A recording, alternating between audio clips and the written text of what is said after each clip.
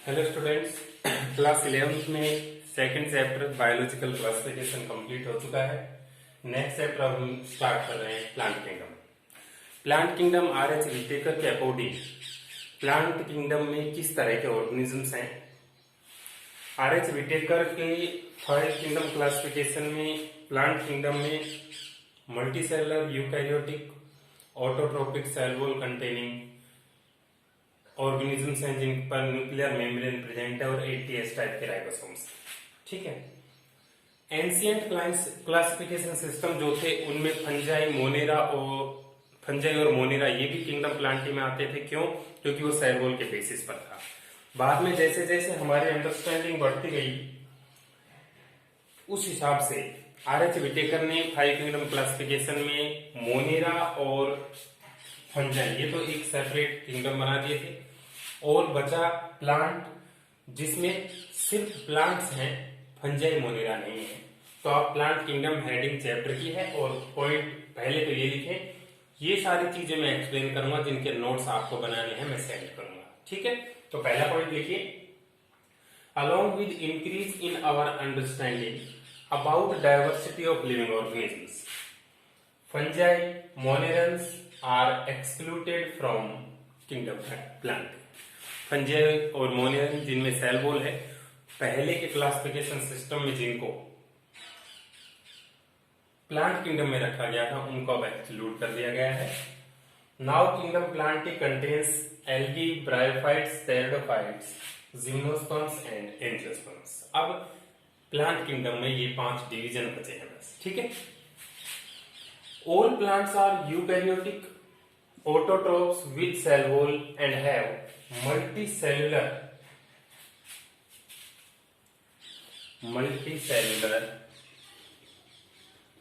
body organization।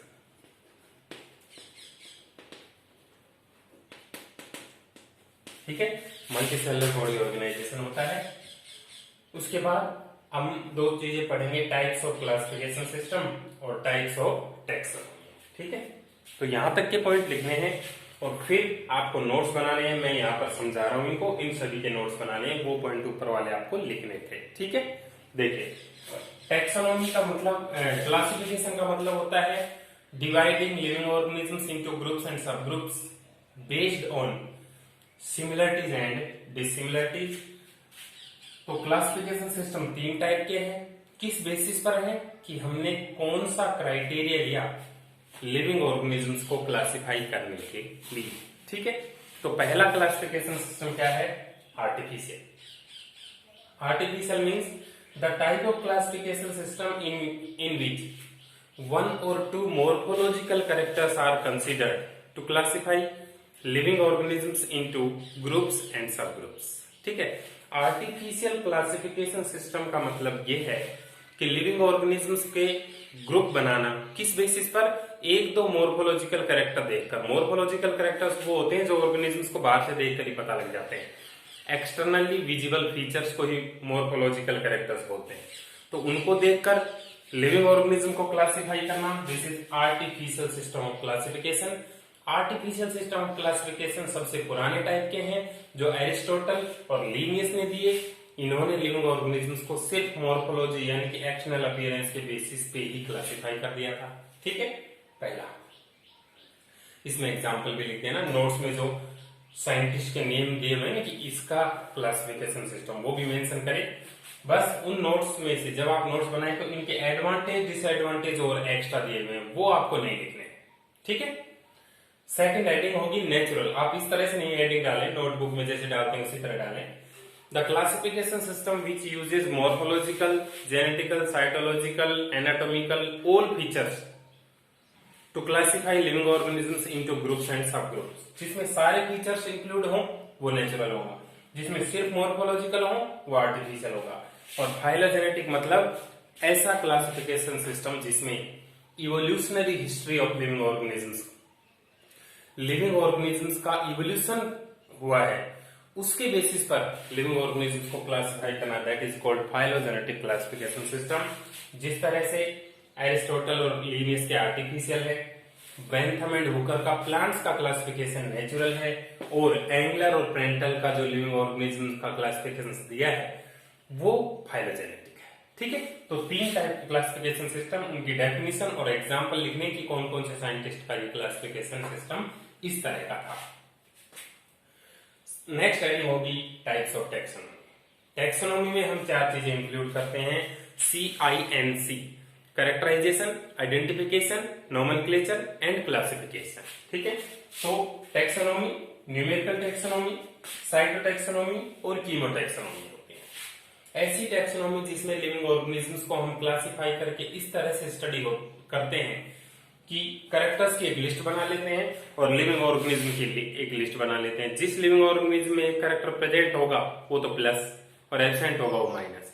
तो इस तरह से जब हम कंप्यूटर्स को यूज करके कैरेक्टर और लिविंग ऑर्गेनिज्म की लिस्ट बनाकर स्टडी करते हैं तो इसको बोलते हैं न्यूमेरिकल टैक्सोनॉमी, प्लस माइनस या 0 1 0 1। साइटोटैक्सोनॉमी, ऐसी टैक्सोनॉमी जो कि साइटोलॉजिकल इंफॉर्मेशन पर बेस्ड हो।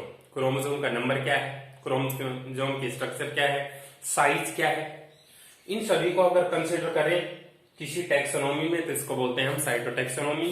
और थर्ड कीमोटैक्सोनॉमी, सेल के अंदर केमिकल कंपोजिशन यानी कि बायोमोलिक्यूल किस तरह के एक सेल में, किस तरह के दूसरे टाइप के ऑर्गेनिज्म में है, अगर हम बायोमोलिकुलर स्ट्रक्चर को बेस लेकर स्टडी करें तो उसको हम बोलेंगे कीमोटैक्सोनॉमी। ठीक है, तो 3 तरह की टैक्सोनॉमी पढ़ते हैं, इनकी डेफिनेशन और एग्जाम्पल नोट्स के तौर पे आप बनाएं। नेक्स्ट होगा, अब हम डिटेल में स्टार्ट कर रहे हैं प्लांट किंगडम। और प्लांट किंगडम हमें पता है कि प्लांट किंगडम को 5 अलग अलग डिविजन्स में डिवाइड किया गया है, जिनमें से एल्गी पहला डिवीजन है। ठीक है, एल्गी पहला डिवीजन है, उसको थैलोफाइटा बोलते हैं। उसके बाद ब्रायोफाइटा, टेरिडोफाइटा, जिम्नोस्पर्म और एंजियोस्पर्म। ठीक है, तो 5 डिविजन्स को हम स्टडी करेंगे यहाँ पर डिटेल में, जिसमें पहला थैलोफाइटा डिवीजन की एल्गी आती है। ठीक है, एल्गी में सबसे पहले हैबिटेट की बात कर लेते हैं। आपको एक एक हेडिंग डालकर उसके बारे में नोट्स बनाने हैं, जैसे कि नोट्स में दिए हुए। ठीक है, हैबिटेट, हैबिटेट क्या होता है, किसी ऑर्गेनिज्म का लिविंग प्लेस। तो एल्गी का हैबिटेट क्या होगा, एल्गी जो कि ग्रीन कलर की मैट की फॉर्म में आप कई जगह देखते हैं, जैसे पानी जहां पर रुका हुआ है वहां पर भी ग्रीन मैट बिछ जाती है, वो एल्गी है। जहां से बहुत पानी चल रहा होता है वहां पर भी ग्रीन मैट बिछ जाती है, वो एल्गी है। तो एल्गी कहाँ रहेगी, एक्वेटिक हैबिटेट में, जहां पर मिनरल्स की भी अवेलेबिलिटी हो और वाटर की भी अवेलेबिलिटी हो, वहां पर प्रेजेंट होगी एल्गी।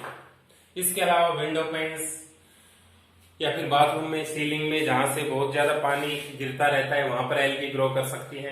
किसी प्लांट की बॉडी के ऊपर भी एल्गी ग्रो कर सकती हैं। कहीं कहीं एल्गी फंजाई के साथ एसोसिएशन करके लाइकेन बनाती हैं, वो भी प्लांट्स पर या किसी और मॉइस्ट ऑब्जेक्ट पर ग्रो कर सकती हैं। एक, ठीक है, उसके बाद थैलस ऑर्गेनाइजेशन। थैलस ऑर्गेनाइजेशन का मतलब यह है कि एल्गी में बॉडी में डिफरेंशिएशन नहीं होता। थैलस का मतलब यही होता है ऐसे ऑर्गेनिजम्स जिसमें बॉडी अनडिफरेंशिएटेड होती है, उनकी बॉडी को बोलते हैं थैलस। तो अनडिफरेंशिएटेड का मतलब ये है कि ये प्लांट्स तो हैं लेकिन इनमें root, stem, leaf, flower, fruit और सीड कुछ भी प्रेजेंट नहीं होता। ठीक है, तो आप सोचेंगे कि किस तरह के प्लांट है, ये इस तरह के प्लांट हैं कि सेल के अंदर सारे कंपोनेंट वही है जो एक बड़े प्लांट जैसे नीम या मैंगो में है, सारे कंपोनेंट्स वही हैं, बस इसका खुद का बॉडी ऑर्गेनाइजेशन है नहीं। ठीक है, तो थैलस ऑर्गेनाइजेशन में क्या अलग अलग तरह की एल्गी होती हैं। कुछ एल्गी ऐसी भी हैं जो एक सेल की फॉर्म में ही प्रेजेंट है, क्योंकि मैंने ब्रैकेट में लिखा था एक्सेप्ट सम यूनिसेलुलर एल्गी, जैसे क्लेमाइडोमोनास यूनिसेलुलर एल्गी। ठीक है, एक सेल की फॉर्म में होंगी यूनिसेलुलर। थैलस ऑर्गेनाइजेशन में मल्टी सेलुलर में या तो एक फिलामेंट बनाएंगी तो वो तो हो जाएंगी फिलामेंटस, या फिर एक ग्रुप बनाएंगी वो हो जाएंगी कॉलोनियल। फिलामेंट भी बना सकती है और कॉलोनी भी बना सकती है। तो इस तरह के 3 ऑर्गेनाइजेशन पॉसिबल है, यूनिसेलुलर, फिलामेंटस और कॉलोनियल। यूनिसेलुलर में बता दिया एग्जांपल क्लेमाइडोमोनास, फिलामेंटस में स्पाइरोगायरा, क्लेडोफोरा होती हैं और वोल्वोक्स एक कॉलोनियल एल्गी है। ठीक है, उसके बाद अगली heading structure of algae cell. Structure of algae cell के सारे कैरेक्टर वही होंगे जो एक यूकैरियोटिक सेल के होते हैं। क्यों? क्योंकि प्लांट किंगडम में सब यूकैरियोटिक ऑर्गेनिज्म ही आते हैं। प्लांट किंगडम के अंदर यूकैरियोटिक ऑर्गेनिज्म आते हैं तो एल्गी सेल में क्या क्या फीचर्स होंगे? देखो, पहला न्यूक्लियस प्रेजेंट होगा, डबल मेम्ब्रेनस होगा, सभी सेल ऑर्गेनेल्स डबल मेम्ब्रेनस वाले प्रेजेंट होंगे, सेल वॉल है ही, सेल मेम्ब्रेन है, ठीक है। ये सब चीजें स्ट्रक्चर में लिखेंगे आप। फूड मटेरियल, फूड मटेरियल वैसे तो हमने प्लांट सेल में पढ़ा है कि फूड स्टोर होता है स्टार्च की फॉर्म में, लेकिन एल्गी के अंदर है तो वो स्टार्च, लेकिन अलग अलग फॉर्म है स्टार्च की।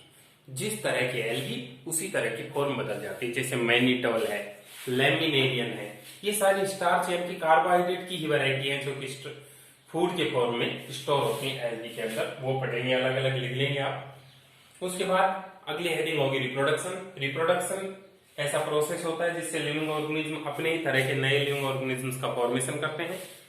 एल्गी के अंदर रिप्रोडक्शन 3 टाइप का होता है, वेजिटेटिव रिप्रोडक्शन, एसेक्सुअल रिप्रोडक्शन और सेक्सुअल रिप्रोडक्शन। वेजिटेटिव को वैसे 10th क्लास में हमने एसेक्सुअल में पढ़ा था, लेकिन यहाँ पर थोड़ा सा डिफरेंस, इसलिए तीनों अलग अलग हेडिंग पढ़ेंगे। वेजिटेटिव रिप्रोडक्शन का मतलब यह है कि एल्गी की बॉडी से नई एल्गी बन जाना। जैसे फ्रेगमेंटेशन हो रहा है, फ्रेगमेंटेशन में क्या होता है, एल्गी का फिलामेंट टूट जाता है और फिलामेंट के जितने भी टुकड़े हुए उन हर टुकड़े से नई एल्गी का फॉर्मेशन हो जाता है। तो ये होगा वेजिटेटिव प्रोपेगेशन, जैसे फ्रेगमेंटेशन। सभी फिलामेंटस एल्गी, क्लेडोफोरा, स्पाइरोगायरा, इन सभी में वेजिटेटिव रिप्रोडक्शन होता है। एसेक्सुअल और सेक्सुअल रिप्रोडक्शन, एसेक्सुअल रिप्रोडक्शन का मतलब ये है कि एल्गी में एसेक्सुअल स्पोर्स का फॉर्मेशन होता है। वो स्पोर्स एक एल्गी की बॉडी में बनते हैं, वहां से रिलीज होते हैं और मूव करके किसी दूसरी साइड पर एक नई एल्गी का डेवलपमेंट कर देते हैं, जैसे क्लेमाइडोमोनास में जू स्पोर।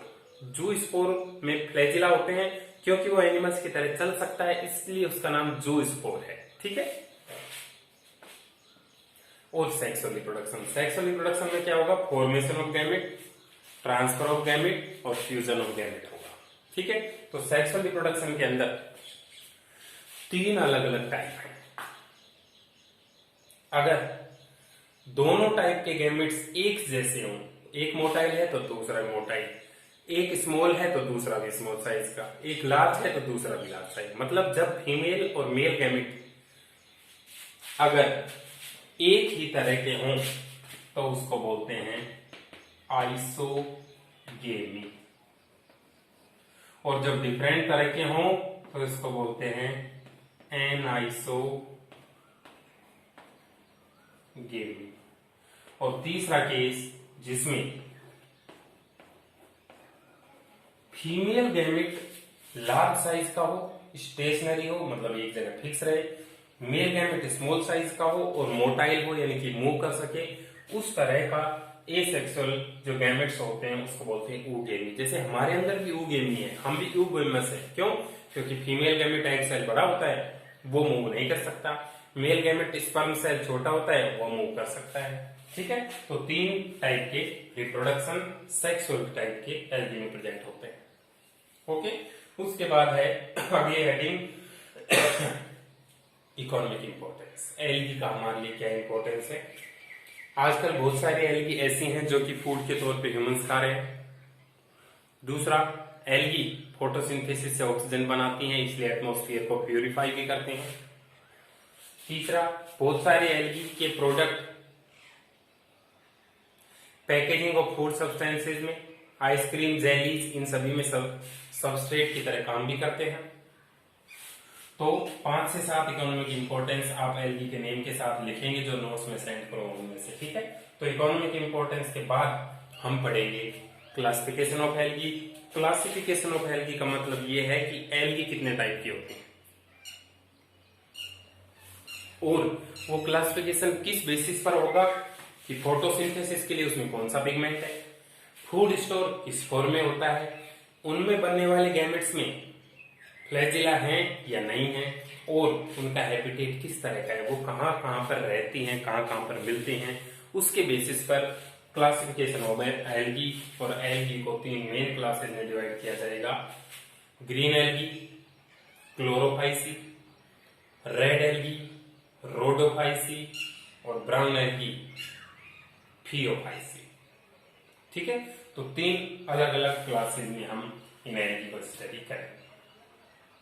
समझे आप? तो नया चैप्टर स्टार्ट हो चुका है। पिछले चैप्टर के नोट्स आपको कंप्लीट करने के बाद बनाने हैं ये नोट्स, तो आप इससे तो समझे, यहां तक के तो ये तीनों पॉइंट लिखने ही थे। समझकर और फिर नोट्स बनाने स्टार्ट करें, साथ साथ पढ़ते हुए चले, नोट्स बनाते चले। ठीक है, देखिए